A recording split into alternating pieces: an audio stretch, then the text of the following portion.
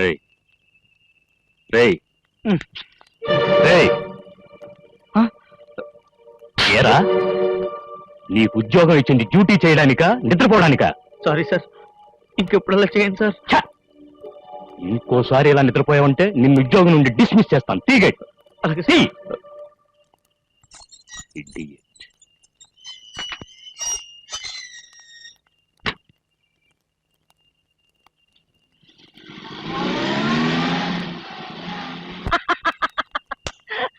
ఏమిటి బాయ్, ఏమిటి అలా నవ్వుతున్నావు? నవ్వకేం చేయమంటావు బాయ్?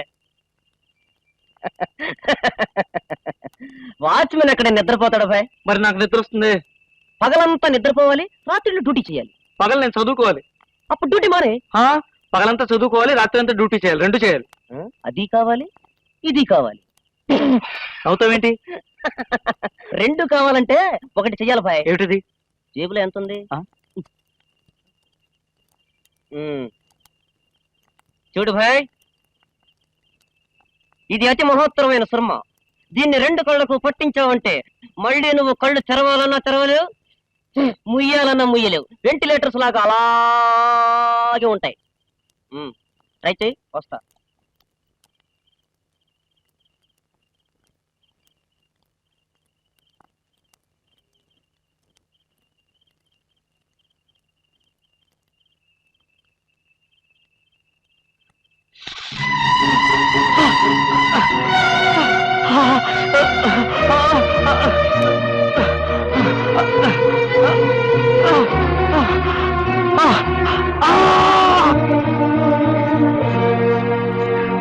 అన్నయ్య ఇక్కడ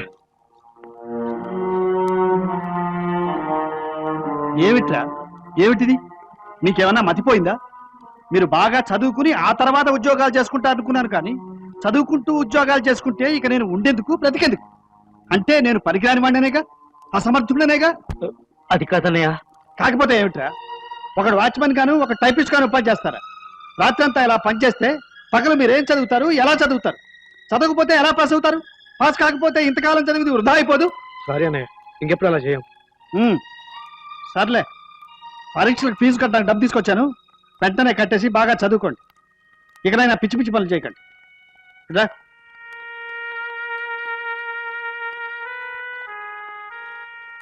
ఫీజు ఎంత? పరీక్ష ఫీజుకి, బుక్స్ కి, ల్యాబ్ కి కలిపి సుమారు 3-4 వేల రూపాయలు అవుతాయి. 3-4 వేలే? పోయిన సంవత్సరం 2000 కదరా? ఈసారి ప్రాక్టికల్స్ ఉన్నాయి కదా, ఫీజులు పెరిగినాయి. మరి 2000 పట్టుకొచ్చానే. అయితే ముందు తమ్ముడి పరీక్ష ఫీజు కట్టేస్తాను, నేను వచ్చాడు కూర్చుంటాను. అబ్బాబే, అదే కుదరదు. ఓ పంచే, ఈ 2000 తీసుకెళ్ళి నీ పరీక్షలకు ఫీజు కట్టు, వాడికి నేను ఊరికెళ్ళి పంపిస్తాను. నువ్వు పదరా, పద. ఏమండి, ఈ 2000 తీసుకురావడానికి ఇంత అవస్థపడ్డారు, ఇంకో 2000 అంటే ఎక్కడి నుంచి తీసుకొస్తారు? ఎలాగో అవస్థ పడదాలే, నీకెందుకు, నువ్వు ఊరుకు.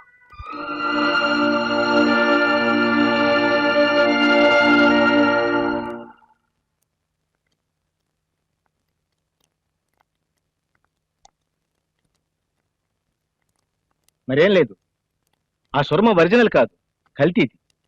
అందుకే కంట్లో పెట్టుకోగానే పైపర్ దెబ్బతింది. 2 days లో you will be all right. Doctor, నాకు చిన్న సహాయం చేస్తారా? నాకు చూపు 2 నెలల దాకా సరిగ్గా కనపడదని, నేను చదువుకోకూడదని మా పెద్దనితో చెప్తారా? అదేమిటయ్యా, 2 days లో you will be all right. అది కాదు డాక్టర్, ఈ సంవత్సరం నేను మా చిన్న ఇద్దరు పరీక్ష హాజరవ్వాలి. కానీ మా పెద్దన్న తెచ్చిన డబ్బు మా ఇద్దరికి సరిపోదు. నాకు చూపు సరిగ్గా ఉందంటే మా చిన్న ఆ ఫీజు నాకే కట్టమంటాడు. అతను కట్టుకోమన్నా కట్టుకోని అంటాడు.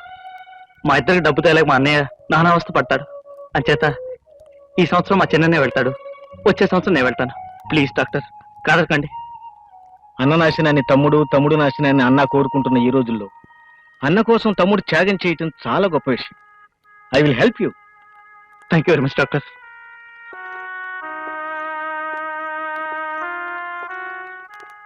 చూడండి శంకరరావు గారు, సాగర్ కంటికి ఏ ప్రమాదం లేదు.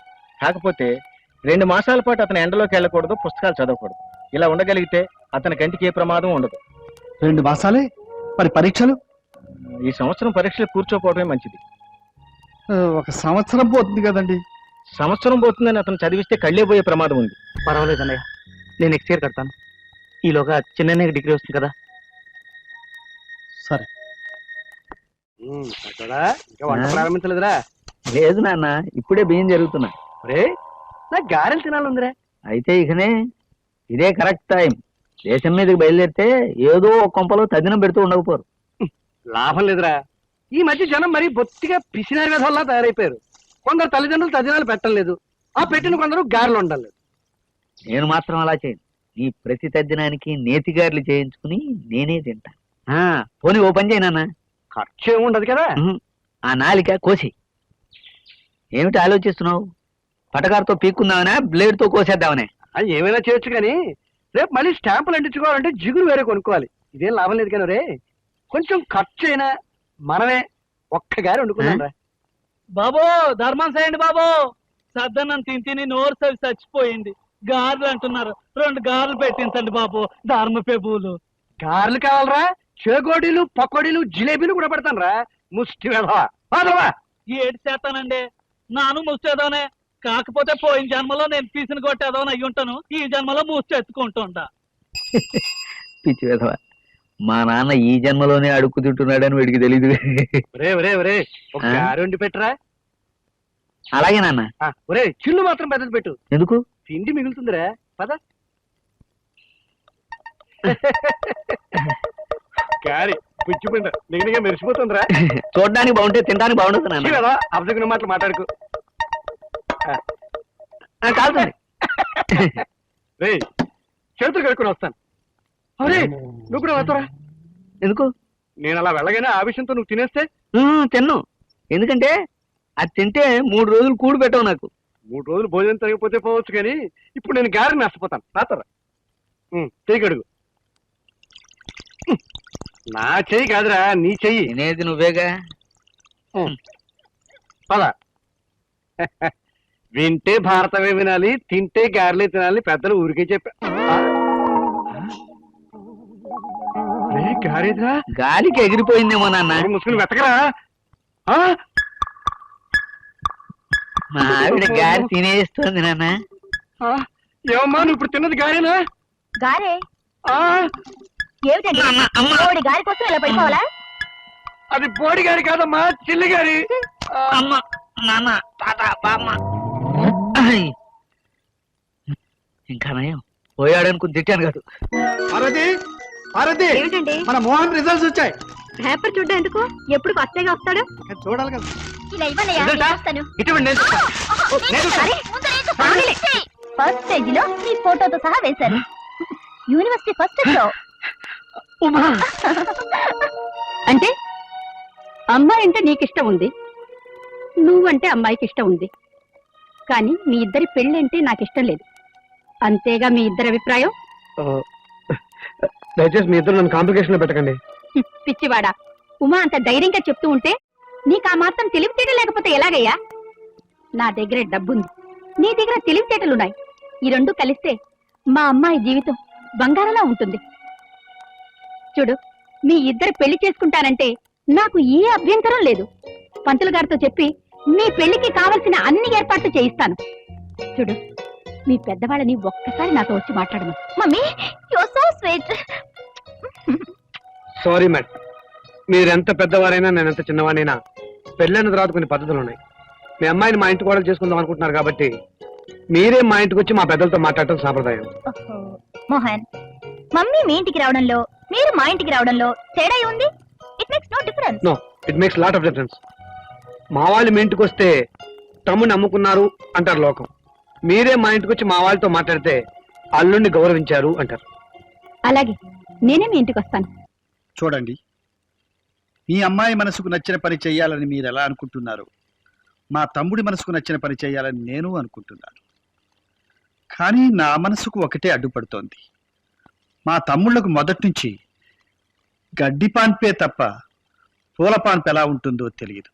అటువంటి పరిస్థితుల్లో పువ్వుల్లో పెరిగిన మీ అమ్మాయి ఇంట్లో ఇవ్వడగలుగుతుందా అని.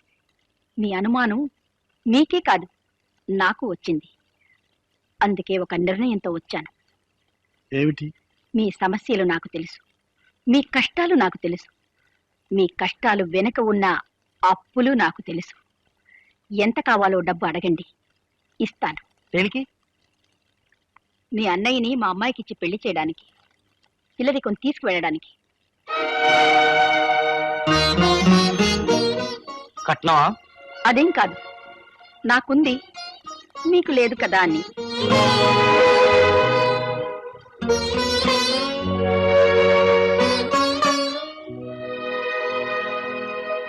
ఏం లేదు, మాకేం లేదంటున్నారు. డబ్బా?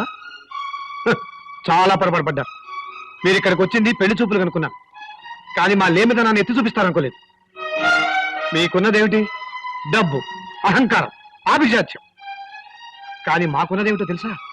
మీ కోట్ల కంటే విలువ చేసే అన్నయ్య మమకారం, వదిన అనురాగం, తమ్ముడి వాత్సల్యం, చెల్లెలి ప్రేమ, అన్నిటినీ మించి రామాలయం లాంటి ఈ దేవాలయం. ఇన్ని ఉన్న మా దగ్గరికి ఏమీ లేని మీరొచ్చి మాకుంది మీకు లేదని ఎత్తిపరుస్తారా? చూడండి సులోచనాదేవి గారు, నేను మీ అమ్మాయిని ప్రేమించాను నిజం, కానీ మీ డబ్బును ప్రేమించలేదు, అది కూడా నిజం. మీ అమ్మాయితో నా పెళ్ళంటూ జరిగితే అది మా అన్నయ్య వదిన ఇష్ట ప్రకారమే జరగాలి. అది ఓ మధ్యతరగతి కుటుంబీకుడి పెళ్లి ఎలా జరగాలో అలాగే జరగాలి. పెళ్ళైన మరుక్షణం మీ అమ్మాయి కోటీశ్వరుల కూతున్నని మర్చిపోవాలి. ఈ ఇంటి కోడలుగా మా గడపలో కాలు పెట్టాలి. That's all.